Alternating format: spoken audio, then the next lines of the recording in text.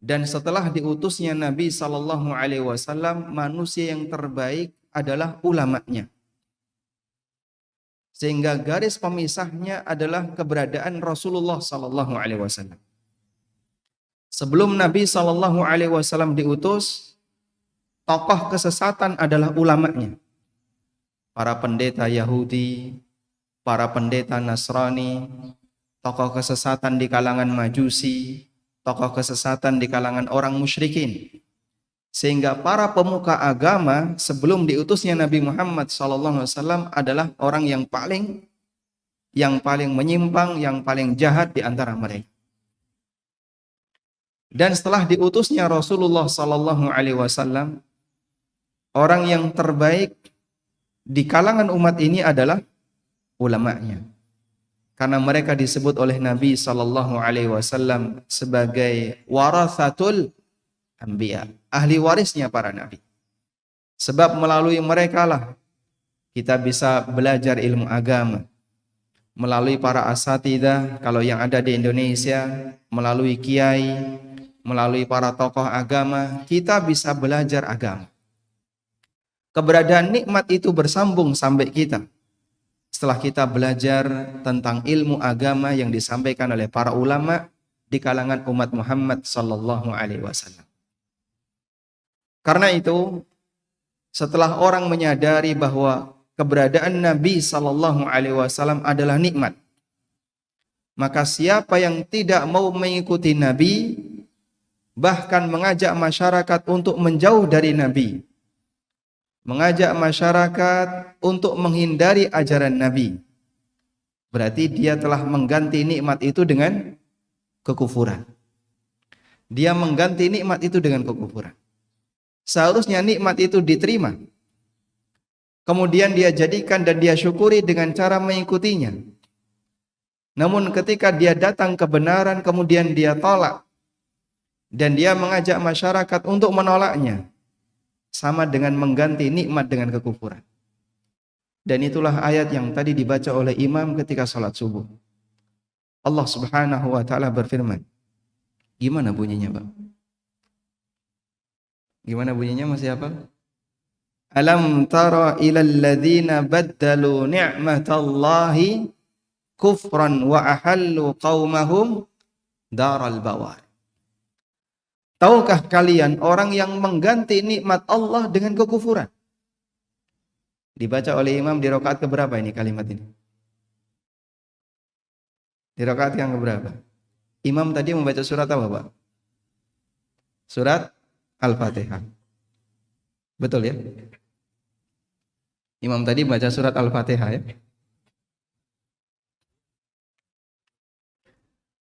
Imam membaca surat Ibrahim.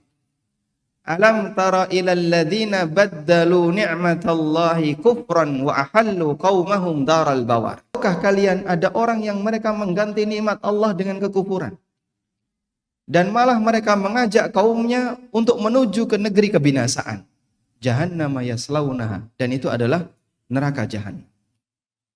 Coba Anda bayangkan jamaah, kalau Bapak Ibu punya sebuah lingkungan, di lingkungan itu ada seorang ustadz ahlu sunnah yang mengajarkan tentang ajaran Nabi SAW, sunnah Nabi SAW. Bagi Anda yang punya keseriusan dan keinginan untuk belajar agama, bertetangga dengan orang soleh seperti ini menyenangkan atau bikin susah?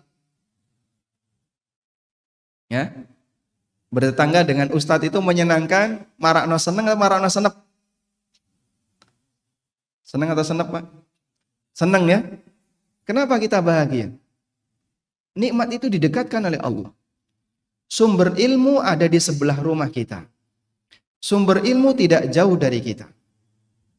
Sudahlah, kalaupun bukan ulama, misalnya Anda bertetangga dengan lembaga pendidikan, pesantren, atau masjid yang di situ membuka kelas bahasa Arab, ada kelas fikih, atau aneka kegiatan pendidikan yang lainnya.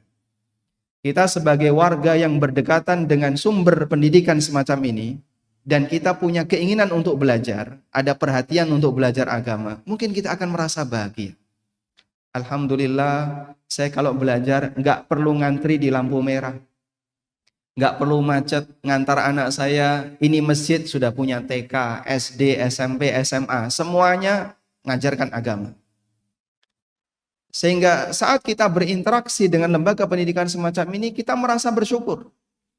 Allah dekatkan nikmat itu dalam bentuk sumber ilmu ada di dekat kita. Namun bagaimana kalau ada sebagian di antara warga yang antipati dengan kegiatan pendidikan agama? Bertetangga dengan kiai, bertetangga dengan pondok pesantren, bagi dia itu marakno senep. Mau keluar rumah nggak pakai jilbab, takut nanti jangan-jangan papasan dengan kiai. Mau duduk di depan rumah ngerokok, sungkan dia ya. Kenapa? Khawatir nanti ada santri yang lewat, malu dia. Dia merasa nggak bisa bebas karena di dekatnya ada tokoh agama. Ada nggak Pak orang yang kayak gitu Pak? Pernah menjumpai Pak? Ada orang itu yang hidupnya merasa nggak bebas, ada kesan terkekang, merasa nggak nyaman, mau melakukan praktek apapun nggak enak, gara-gara di dekatnya ada pondok pesantren. Coba kalau nggak ada pondok pesantren, dia bisa mabuk dimanapun, mau ngerokok dimanapun, bagi dia santai. Anaknya mau ngajak cewek untuk masuk ke rumahnya, nggak ada yang menghalangi. Mau pacaran dimanapun boleh. Ini orang yang dalam pikirannya gimana sih caranya biar bisa bebas bermaksiat. Sehingga dekat dengan sumber ilmu bagi dia adalah azab. Dia merasa nggak nyaman. Bersyukurlah ketika Anda menjadi orang yang punya perhatian terhadap agama. Sehingga ketika Anda dekat dengan sumber ilmu agama, lembaga pendidikan, atau tokoh agama yang mengajarkan agama, Anda merasa seolah-olah nikmat itu didekatkan. Orang Mekah itu dikasih oleh Nabi, dikasih oleh Allah seorang Nabi, tapi ditolak. Dan ayat ini, kata Ibnu Abbas, berbicara tentang orang Mekah. Coba, kalau Bapak Ibu bertetangga dengan Nabi, kira-kira gimana Pak? Hah? Mau nggak bertetangga dengan Nabi? Kita semuanya pingin. Karena Anda punya kecintaan dengan Islam. Tapi bagi orang yang merasa risih dengan keberadaan Nabi, ini Nabi kok repot banget sih, dikit-dikit diingatkan, dikit-dikit tidak boleh, dikit-dikit. Itu merasa orang yang terkekang dengan keberadaan. Orang Mekah itu dikasih Nabi. Nabi datang dari mana Pak? Tetangga mereka. Berada di dekat rumah mereka. Masih satu golongan dengan mereka, sama-sama suku Quraisy, tapi ditolak. Mereka nggak mau mengikutinya, nggak mau menerima. Alam tara ilal ladzina baddalu ni'matallahi kufran. Tahukah kalian terhadap orang yang mengganti nikmat Allah dengan kekufuran? Seharusnya dikasih Nabi itu kan, Masya Allah, anugerah yang luar biasa Pak ya. Nggak perlu jauh-jauh untuk belajar agama. Nabi ada di tetangga kamu. Tinggal datang ke rumahnya bisa tanya, malah diusir. Akhirnya beliau pindah ke Madinah. Maka bisa jadi ada nikmat didatangkan oleh Allah pada satu kaum tertentu, tapi kaum ini menolak nikmat itu, sehingga nikmat itu dipindahkan oleh Allah Subhanahu wa ta'ala. Nikmat itu dipindahkan oleh Allah Subhanahu wa ta'ala. Tayyib jamaah. Satu pelajaran yang berharga bagi kita. Hargai kehadiran sebuah majelis ilmu. Itu adalah nikmat yang ada di dekat kita. Ketika majelis ilmu itu Anda terima dengan baik, diterima oleh masyarakat dengan baik, dan mereka berusaha untuk menghargainya, akan Allah tambah. Sebagaimana janji Allah Ta'ala, la in syakartum la azidannakum. Kalau kalian bersyukur terhadap nikmat yang aku berikan kepada kalian, sungguh aku akan menambahkan untuk kalian. Wala in kafartum inna adzabi lasyadid. Tapi kalau kalian kufur, azabku sangat besar. Dan bagian dari azab Allah, nikmat itu dicabut. Allah pindahkan ke yang lain. Majelis ilmu datang di salah satu kabupaten atau di salah satu wilayah tertentu. Masyarakatnya nggak mau menerima. Sebagian ada yang pengen mendengarkan, tapi mungkin ada sebagian yang menolak. Pasang spanduk menolak kehadiran Ustadz Fulan misalnya, atau majelis ilmu ini tidak boleh. Allah pindahkan, di sini ditolak, nikmat itu Allah pindahkan. Sebab ketika Allah memberikan nikmat, nggak akan ada yang bisa menghalangi. Sebagaimana ikrar yang kita baca setiap kali kita berzikir seusai salat. Allahumma la mani'a lima a'tai wa la mu'tiya lima mana'at wa la yanfa'u dzal jaddi minkal jadd. Ya Allah, tidak ada yang bisa menghalangi lima a'tait ketika engkau memberikan sesuatu. Kalaupun kajiannya ditolak, hidayah bisa enggak ditolak, Pak? Manusia bisa menolak hidayah enggak? Tidak mungkin bisa. Sehingga bisa jadi di tempat ini kajian ditolak. Tapi masyarakat kanan kiri masjid, alhamdulillah menerima hidayah. Melalui apa? Nonton YouTube. Tetap bisa masuk. Hidayah nggak mungkin bisa ditolak. Makanya kadang kita merasa heran kalau ada orang yang begitu sensitif dengan lembaga pendidikan atau dengan forum pengajian agama sebelum dia mau mendengarnya.